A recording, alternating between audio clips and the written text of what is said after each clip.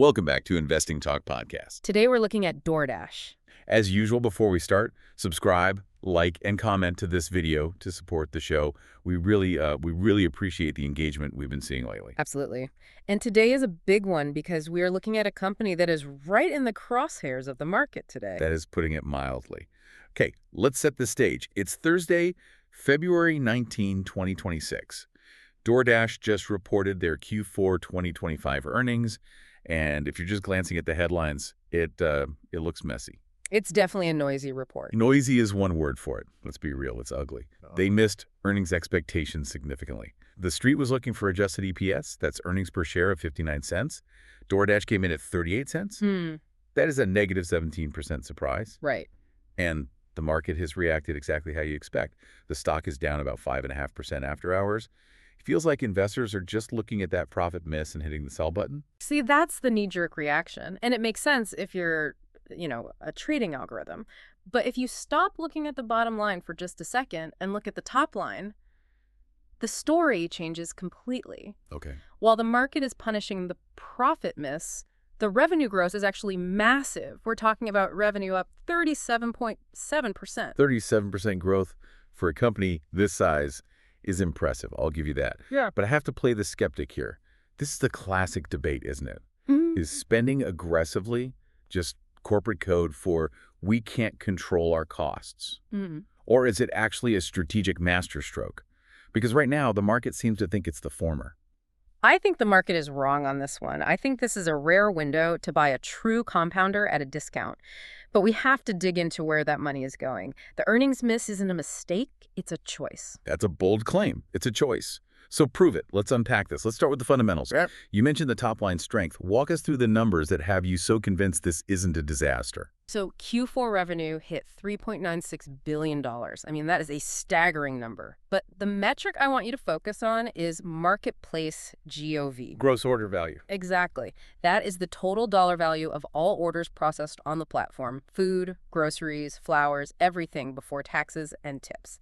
That number is up 27% year over year. Okay, and just to clarify for everyone listening, why is the gap between GOV and revenue so important? Yeah. If GOV is up 27%, but revenue is up 37%. It means their take rate is improving. They are extracting more value from every single dollar spent on the platform. It shows pricing power and efficiency. That is a key distinction. So the underlying engine people ordering stuff is running hot. It's running very hot. And if you strip out the Deliveroo acquisition, which we will get to, the organic growth is still 23%. That shows real underlying consumer demand. It tells us the consumer isn't dead yet. Fair enough. The demand is there. But I have to push back on the bottom line again. You can't just wave away a 17% earnings miss. If they are bringing in almost $4 billion in revenue, why did they miss the EPS target by 11 cents?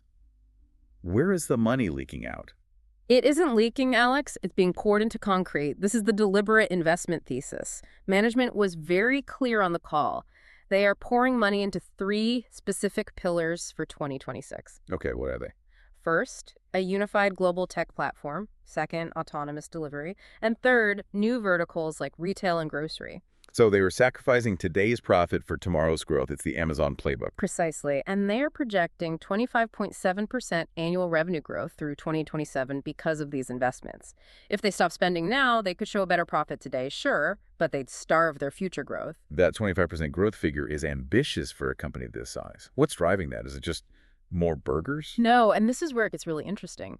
The key growth driver isn't just food logistics, it's advertising. Ads. On a food delivery app. Yes. DoorDash is quietly becoming an advertising giant. I mean, think about it. When you open the app, you are there to spend money. It's high-intent traffic. Their ad revenue is already at a $1 billion annual run rate. $1 billion. And analysts are projecting it to hit $2.6 billion by 2027. Wow. That changes the profile completely. Yeah. Because advertising is high margin, right? It's incredibly high margin. It's basically pure profit once the platform is built. It's digital real estate. So while everyone is worried about the low margins of delivering a burrito, the ad business is scaling up in the background. I see. It changes the entire profitability profile of the company over the next 2 years. So essentially, the delivery is the loss leader or the low margin hook. to get you into the ecosystem so they can serve you high-margin ads. You got it. It creates a flywheel. Okay, speaking of scaling up in ecosystems, we have to talk about the elephant in the room, or maybe the kangaroo in the room, the Deliveroo acquisition. It was a massive move. They closed that deal late in 2025 for $3.9 billion. That is a massive check to write. It was expensive, I won't deny that. But look at what they got. Deliveroo gives them access to over 20 countries. It effectively checkmates Uber's global footprint in Europe. But why Europe? We know Europe is harder for gig work, stricter labor laws, harder regulations. Why buy that headache? Density. Delivery economics rely on density. European cities are denser than U.S. suburbs. You can do more deliveries per hour on a bike in London or Paris than you can in a car in suburban Ohio. That's a fair point. Efficiency per route. Right. And financially, it's not dead weight. Deliveroo contributes $200 million in EBITDA. That's earnings before interest, taxes, depreciation, and amortization right out of the gate. $200 million helps, Yeah. sure. But integrating a company that size is messy. We've seen so many tech mergers fail during the integration phase. Different tech stacks, different corporate cultures. It is a risk, for sure. But think about the synergy we just talked about. If DoorDash can take that high-margin advertising engine, which Deliveroo didn't really have developed, and plug it into Deliveroo's 7 million active users, that is pure upside. So the play is to export the U.S. monetization model to Europe's user base. Exactly. And speaking of the U.S. business model, we can't ignore the competitive moat they have here at home. They have a 67% market share in U.S. restaurant delivery. 67%. That is getting into monopoly territory. It's a fortress. And the lock-in is the Dash Pass. They have 26 million subscribers now. Which creates those high switching costs. If I'm paying $10 a month for Dash Pass, I'm not going to check Uber Eats to save $2 on delivery fees. I'm already committed. Exactly. You're locked in. And despite all this spending we're talking about, look at the discipline. Right. The incremental margins in the U.S. restaurant business have stayed above 7% for the last 8 quarters. So the core business is healthy and profitable. Very. They're just taking those profits and betting them on the future. Okay, so the core is strong, the growth is there, but the spending is high. That's the fundamental picture. But let's pivot to the charts because the market reaction tells a different story. All right, let's look at the price action. It is not pretty. The stock is trading near $182. That is about 36% below its peak valuations. And like we said, that post-earnings drop of 5.4% looks ugly on a chart. It looks like it's breaking down technically. I disagree. I look at that chart and I see a capitulation event, not a trend reversal. Capitulation, that's a strong word. That usually implies the last seller has sold and we're at a bottom. I think so. The selling feels like a knee-jerk reaction to the headline earnings miss. The weak hands, the momentum traders are exiting because they see missed estimates in red letters. But if you look at the volume and the support levels, we were sitting right on a major floor. Well, let's talk valuation then. Because at $182, is it actually cheap or is it just less expensive? It represents the cheapest it has been in years relative to its growth rate. The PE the price to earnings ratio has compressed significantly. It used to trade at over 42 times earnings and historically way higher than that when it was purely a growth story. Right.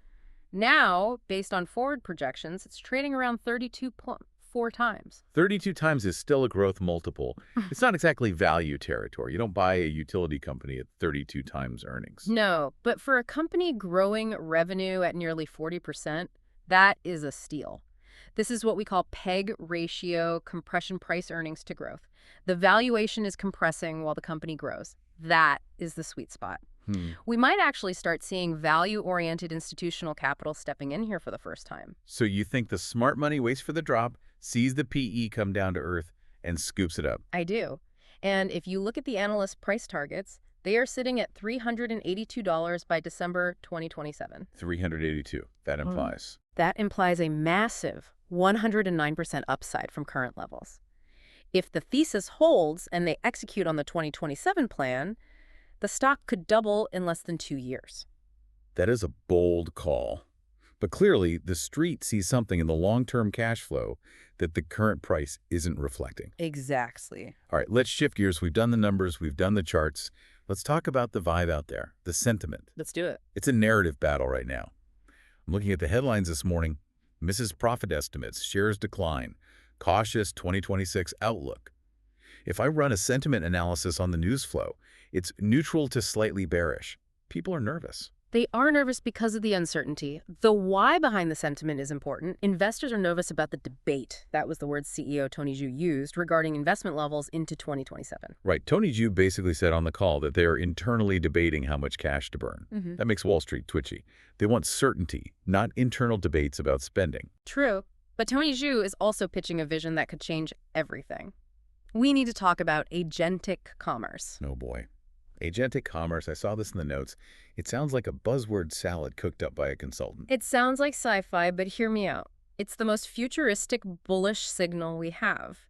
Tony Zhu is positioning DoorDash to be the infrastructure for AI bots. Okay, break that down. What does that actually mean in practice?